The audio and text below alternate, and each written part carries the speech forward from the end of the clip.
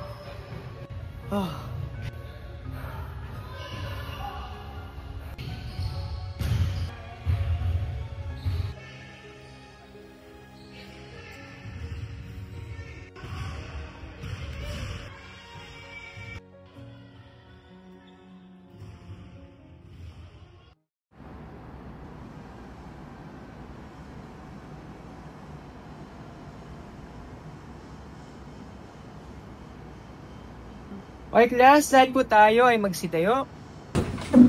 Okay, magkita tayo tayo class sa School of the Baitita, paalam klase. Maraming salamat tayo pa mag-ingat, class dismiss tayo.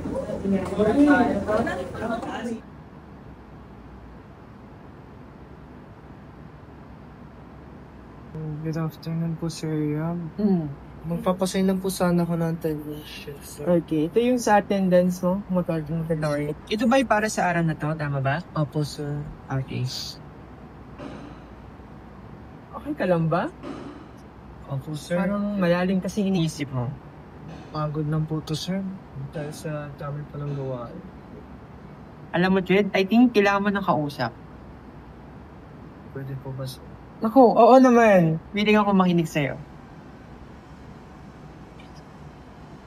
Sir, kasi lately po parang nakaka-drain.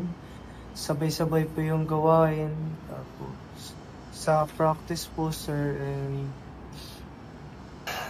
kasi sir, namimiss ko na po yung family ko. Ang hirap po kasi na mawalay sa kanila, sir. Minsan nga po, sir, napapaisip na lang po ako na sumuko na lang po dahil sa sobrang pagod. Jed, kaya pa ba? Kaya pa?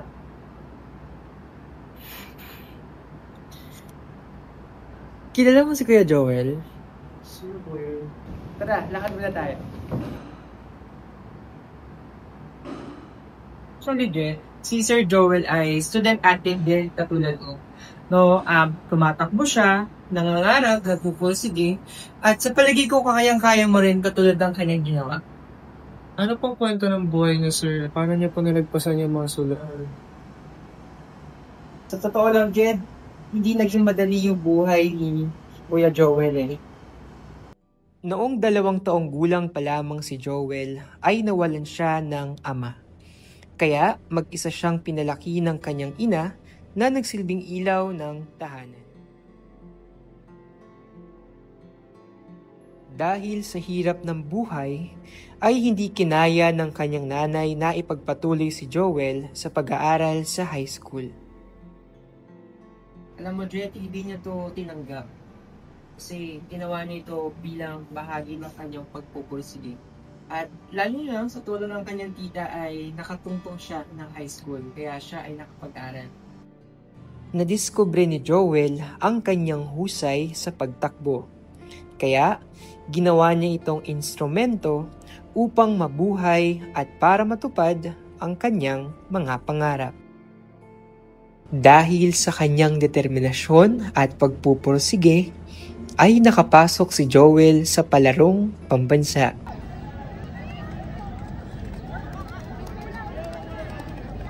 Ito ang nagbukas ng pinto kay Joel upang makapasok sa National University upang maging varsity athlete mula senior high school hanggang kolehiyo. Hindi naging madali ang pagiging varsity athlete ni Joel. Sa katunayan, siya ay humarap sa maraming pagsubok, pagod, at sakripisyo. Ngunit dahil sa tulong ng kanyang mga kaibigan, mga guro na nagsilbing kanyang mga pangalawang magulang, at pananalig sa Diyos, ay nakatapos siya sa programang Bachelor of Physical Education. Pagkatapos ng kolehiyo, ay napilitan siyang magtrabaho sa NU Nazareth School bilang isang security guard para matulungan ang kanyang pamilya. Ngunit hindi ito naging sagabal para isantabi niya ang kanyang pangarap bilang isang guro.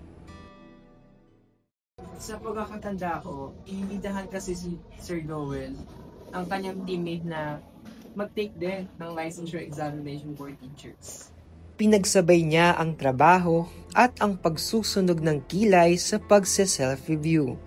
Hindi ito naging madali, ngunit dahil sa pagsisikap ay unti-unti niyang natupad ang kanyang pangarap. Si Joel ay nakapasa sa licensure examination for teachers.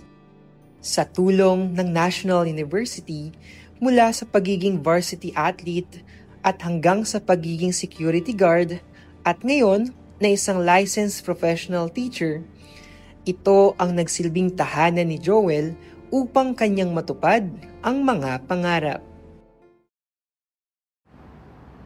Jed, alam kong kaya mo rin. Sige sir, una na po ako. Malilate na po ako. Sir, thank you po.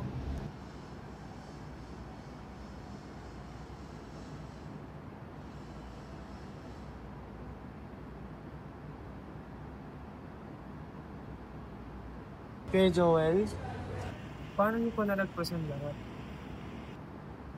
Dahil naniwala akong kaya ko.